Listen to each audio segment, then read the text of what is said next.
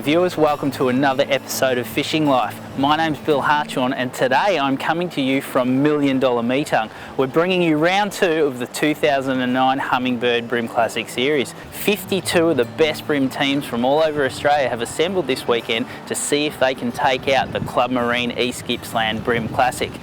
Metung and the Gippsland Lakes is renowned for its thumping black bream, and it's really going to test the anglers this weekend. The water is cleared, we're in March and the fish are up on the edge. That's great news for bream anglers because it means they can throw their hard body lures right up against the bank and hopefully pull some of those big bream out of the shallow water. It means that you at home are going to see some awesome action as these guys target those big bream on their hard body lures. Sit back, relax. Let's get the anglers on the water and watch those fish come in.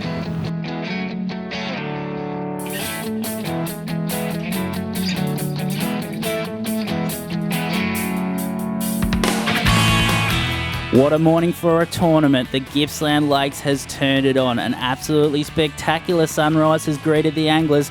It's a huge system and the anglers have endless amount of opportunities to try and catch their bag. Some will head up the rivers, some will use the lakes to try and find their bream. But there's one thing for sure, this place can produce some of the biggest bags seen in any tournament in Victoria and interstate. Let's see how the anglers go at trying to tame some of these wily black bream.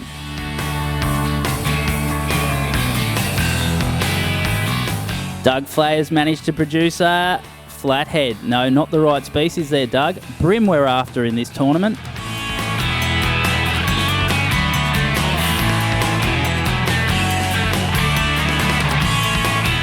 There is an endless amount of species that the anglers can come across in the Gippsland Lakes. Flathead, salmon, trevally, ludric and mulloway. The only problem in this tournament is that they can only chase black bream. For you and your family though, it could be an awesome weekend away at Gippsland Lakes targeting a number of different species, but this weekend anything other than black bream is just going to annoy those anglers.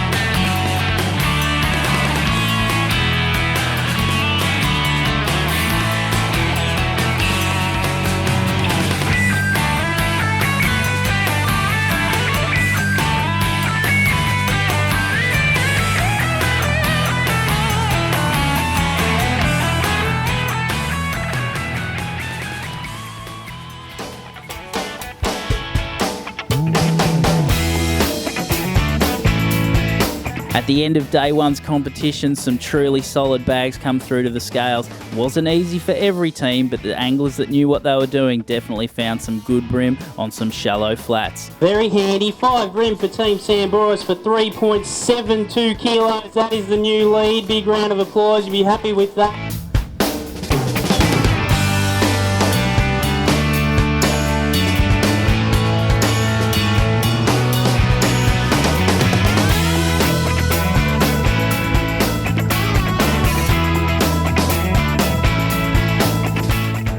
With numerous teams weighing in bags of bream over the 3 kilo mark, it was going to take a special bag to get on top of the leaderboard after day one, and that was done by Team Ripping Lips. This is one of the heaviest bags I've lifted in a while, I can tell you now. The new leaders, Team Ripping Lips, 5 fish for 4.98 of a kilo. That is huge. Okay guys, it's the end of day one of the Club Marine East Gippsland Shire Bream Classic. I'm with the current leaders, Warren Carter and Craig Senior from Team Rippin' Lips. Congratulations guys, 5 bream for 4.98. You'd be really pretty happy with that? No, yeah, very happy for that, Bill. I really thought that 5 kilo wasn't going to be enough to take it out, but it was going to put us up there. Okay, well just tell the viewers at home now, we've just ducked across to a quiet little corner so that no one else can hear where these guys have gone, because they're pretty secretive and there's one day left, so we can't have any prying ears. tell us about where you went and how you went about it today. Yeah, basically we started up in Paynesville there and just started on the flats, and fish were there cruising but really not chewing. So we went to our second location up around Ewan's Arm there, and once again the fish were cruising the flats, but we just had to grind away, and finally we just started catching undersized fish. Yep. And then finally we got a good fish, and then it just chiseled away for the rest of the day. You said before you fished 4-pound line. A few got back to those snags, did they? Yeah, we lost 2 late in the day that were really good upgrades, and we left that spot for late in the day. Yep. And once again, that'll be our plan tomorrow. Yep. Hopefully we get those big fish late in the day, but unfortunately there's a couple of good snags there, and they tend to wipe you out on those 2 snags. Now tomorrow we're going to be with you in the morning, which is great. We've got our cameraman's going to be on the beautiful lab sport. Make sure you don't go away, because I reckon some action's coming your way pretty soon. One of the reasons many people come and visit the beautiful township of Metung is that it's situated on Shaving Point. There's no through traffic. It's an extremely quiet and tranquil town with its history steeped in boats, fishing and gentle lifestyles. As you walk along the waterfront at Metung, you'll notice the luxury apartments and 5-star accommodation, but you'll also come across some of the historic landmarks, as Metung has been around a lot longer than it looks. Ever since the township was established, the heartblood of Metung has to be the Metung Hotel. Established in 1870, the hotel has seen many changes, not to mention in 1954 when the hotel burnt down. In 1957, the Metung Hotel was rebuilt, and it continues today to be as popular as it was when it was originally established back in 1870.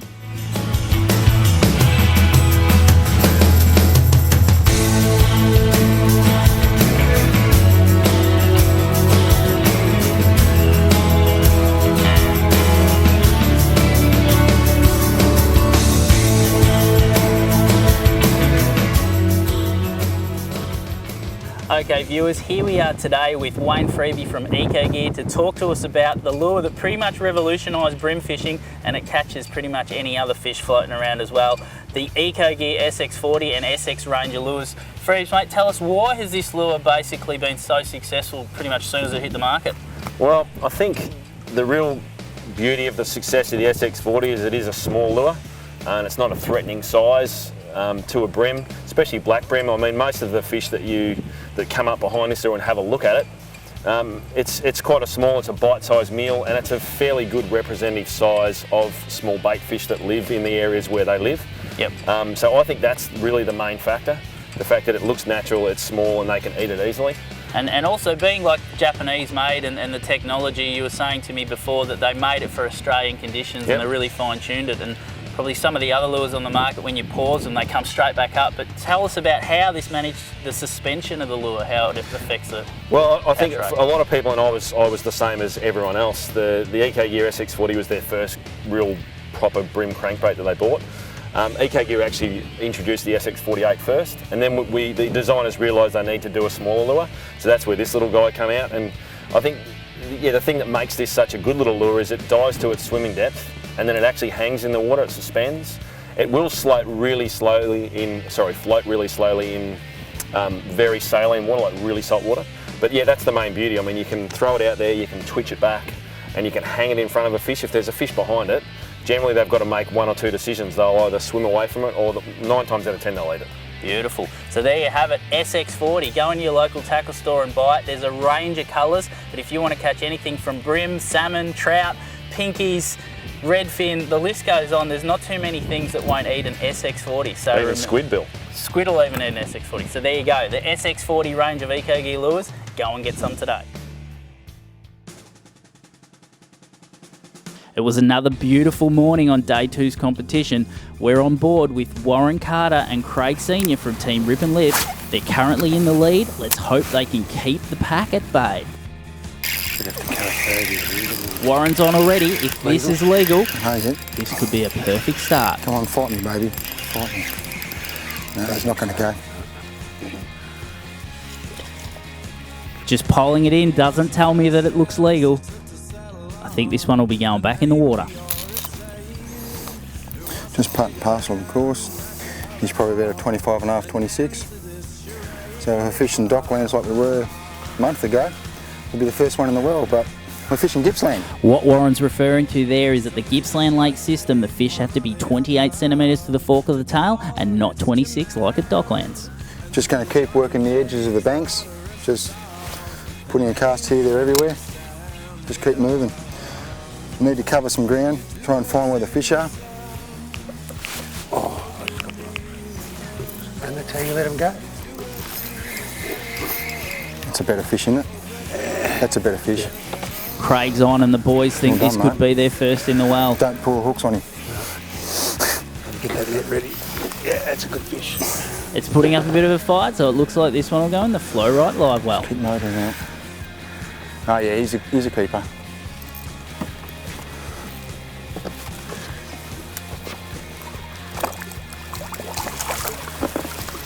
There you go, well done, mate.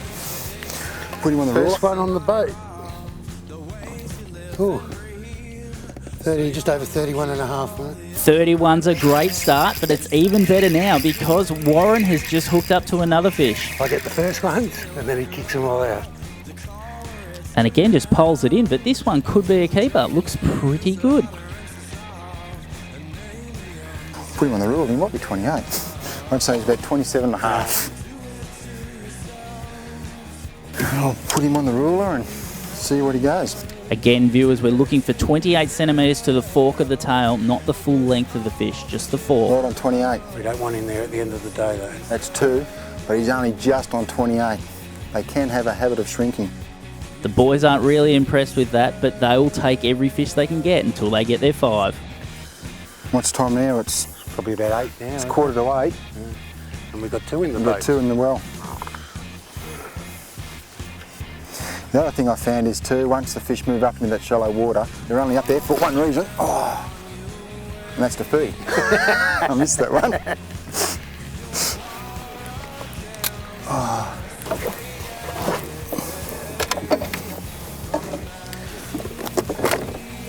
It's just part of brim fishing. I'll probably go through about 3 or 4 packets of these trebles. The slightest little bend in it and can result in a big fish hitting it and pulling the hooks on it. You can see this treble here. It's actually been opened up. So I can't reuse that. In fact, there's 2 trebles there that are gone like that. So, we change it. Oh yeah, Here we go. Here we go. Yeah, that's a good Legal. fish. You'll see as the day That's a good progresses. fish. He's a 30. Now this is a good fish from Warren. I think this one will go the 28 fork. We're looking for 3 in the well early. This could be a great start for Team Ripping Lips.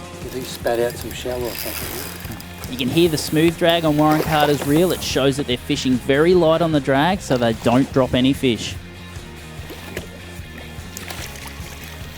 There you go. Another nice, not massive, but nice fat little. Tell you what, the most important thing is to get your bag. Okay, there's smaller fish at the moment, but when you've got to lead, 5 fish is better than no fish. So and hopefully the bigger fish come later in the day. Right in, buried right in hard. That's a 32 and a half. That's an absolutely cracking fish. Always after a fish, you always just check your points on your treble, and that one there is just no good. It's pretty blunt. I don't know whether you can see that. I can feel that, and that there's just got no stick whatsoever. So I'll have to change it. Yesterday I did everything that I could, and I pulled the hooks on 2 fish that were around between 37 and 40 forks, and the hooks just didn't stick, and you just can't leave one stone unturned. You need sharp trebles. It takes time, but it could cost you the fish that could win you the comp. Brim are actually very smart and they've actually got a very good memory. That's why they wise up to lures eventually, you know. If they're seeing the same sort of thing being thrown at them all the time, they soon work out that, you know, last time they saw that thing, it wasn't good. I'm sure sometimes they do a head count and go, hang on, a few of their mates are missing, and they shut down. Oh look, there's a stonker. He's a good kilo. Yep. Oh no! Oh! And look Mate, look at him, there he is. that's a kilo That's fish. a kilo fish. Fair dinkum. It hurts when you drop them, but it hurts even more when you see them swim away. Oh, I can't believe I lost that fish. I'm going to change these trebles straight up, even though they're straight out of the box. One thing I've learned fishing with Warren is that to find fish, you don't leave them unless you think you can do better elsewhere. Yep. Oh, yes. Here's another keeper. And this is what I love about him. Warren hasn't dropped this one, the hooks have penetrated and he's onto a quality fish. This could be number 4 in the Flow Right live well and putting them in a very good position going into the rest of the day. Just can't put too much on this fish. Might get a 4 pound. Don't be frightened to get your rod right down deep in the water. He's gone on up. You like your boat, Warren? Yeah. Warren's only got a 4-pound leader. That means that the line that's connecting his lure to the fish is quite light. Oh, don't normally fight fish this way. You can see how he's nursing this one. It's so important that they land every fish that they have an opportunity at landing, and he's going to make sure he does everything to get this one in the boat.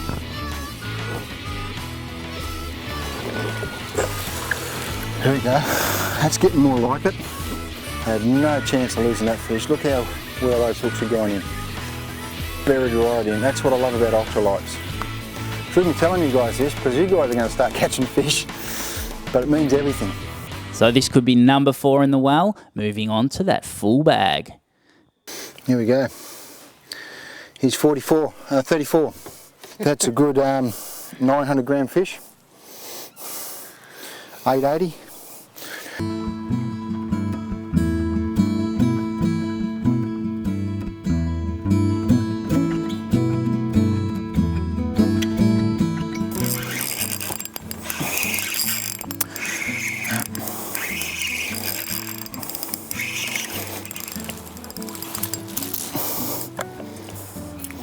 Won't even bother measuring that one.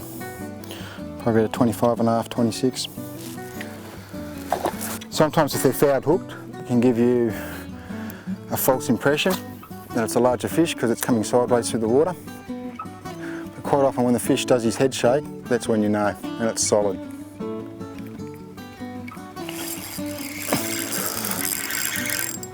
I'm just getting little ones at the moment, but it's only around the corner before I get illegal. This is what I mean, if you're catching fish, you've got to stay with them. Now he's probably 27, that one. There you go, 27. I just don't think you can get a better way to fish. It's so positive and very active. You're continually doing something all the time.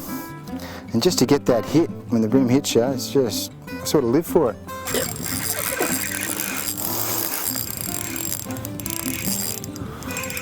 Oh, he's going to go close. And here he is, he's on again. Could this be the fish that secures their bag of 5 bream? On the net? Yeah.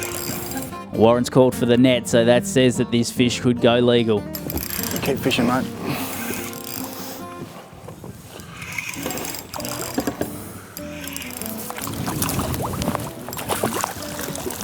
There we go, that's our 5. He's 28. And he's confident it's there. I'll get him on the ruler. Yes! And he's very happy about it too. Always a good feeling to get that 5. Good fish. There we go, 29. Pressure's off, we've got our 5. Can't ask for any more than that, we've just got to land some bigger fish. Well, okay, let's get greedy.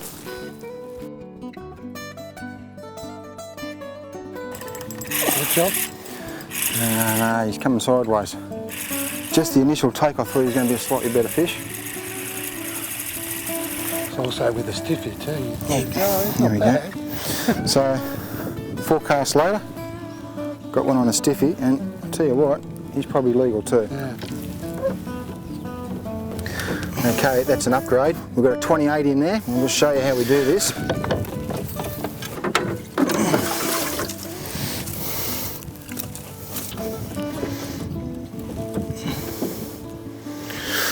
Okay, this one's 28. It's very close, I can't decipher lengthways. So what I've got to do is, to determine the exact weight of this fish, I've got to put a pair of balancing scales on. And this will tell me within half a gram, or even 1 gram, which fish is the heaviest. That's going down a lot lower, so that one's the heaviest fish. So what we'll do is, we'll put him in the well. And this one, go get me grandpa. So there we go. So straight away, changing to a stiffy lure, I've got my first upgrade. Okay, it's not the first fish, not the fish we're sort of looking for, but still an upgrade, and you know, you can lose a comp by 20 grams, so that might be the fish, but we really need to find some bigger fish, some 36 plus. So I'll keep persevering with that stiffy. Team Rip and Lips continued to plug away for those bigger fish to upgrade their bag, but they just didn't come. The small fish seemed to come on the bite as the day progressed. With the 5 that they had to head to the weigh-in and see if it was enough to hold off the rest of the competition. As Team Rip and Lips headed to the Day 2 weigh-in, they produced 5 bream for 3.4 kilos, and with 10 fish for 8.38 kilos for both days, it looked like they had enough to take out the victory. That was until up come the locals, Team Mitchell Fishing and Outdoors, Aaron Dyer and Graham Deere. They produced an awesome Day 2 result, 5 fish for 5.88 kilos, smashing the competition and stealing victory from Team Rip and Lips with their 10 fish for a perfect 10.28 kilos, and they are the 2009 Club Marine East Gippsland champions.